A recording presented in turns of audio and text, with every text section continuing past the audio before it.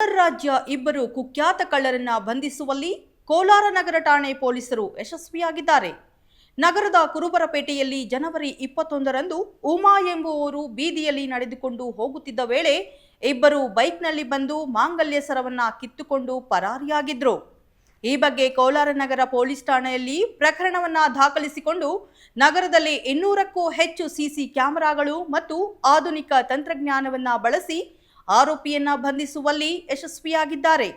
ತಮಿಳುನಾಡಿನ ತಿರುಪತ್ತೂರು ಮೂಲದ ಮೊಹಮ್ಮದ್ ಯಾಸಿನ್, ಜೀಲನ್ ಎಂಬ ಆರೋಪಿಗಳನ್ನ ಬಂಧಿಸಿ ಅವರ ಬಳಿ 6.5 ಲಕ್ಷ ಮೌಲ್ಯದ ಚಿನ್ನ ಮತ್ತು ಕೃತ್ಯಕ್ಕೆ ಬಳಸಿದ ದ್ವಿಚಕ್ರ ವಾಹನವನ್ನ ವಶಪಡಿಸಿಕೊಂಡಿದ್ದಾರೆ.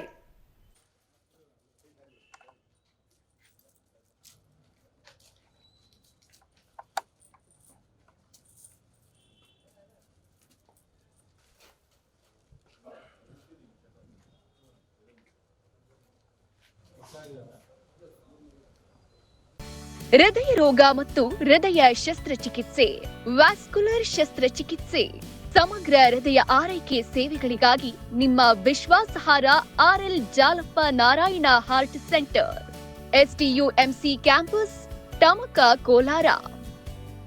1800300309.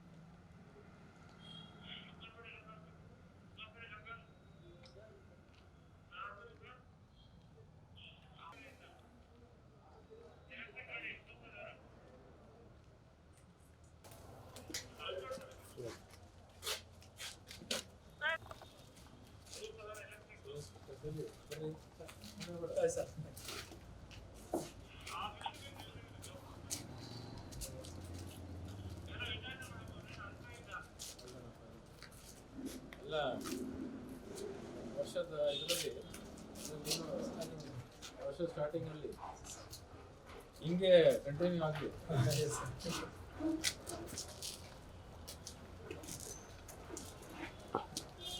ಜನವರಿ ತಮಿಳುನಾಡು ಅಂಬಾಡಿ ಅದೇ ಬೇರೆ ಕಡೆದು ಅದೇ ಟೌನ್ ಮಾಡಿದ್ದಾರೆ, ಅದು ಈ ಕೋಟೆ ಮಾಡಿದ್ದಾರೆ. ಎರಡೂ ಪತ್ತೆ ಆಗಿದೆ. ಅವ್ರು ಮಾಡಿಲ್ಲ, ನಾವು ಮಾಡಿದ್ದೀವಿ.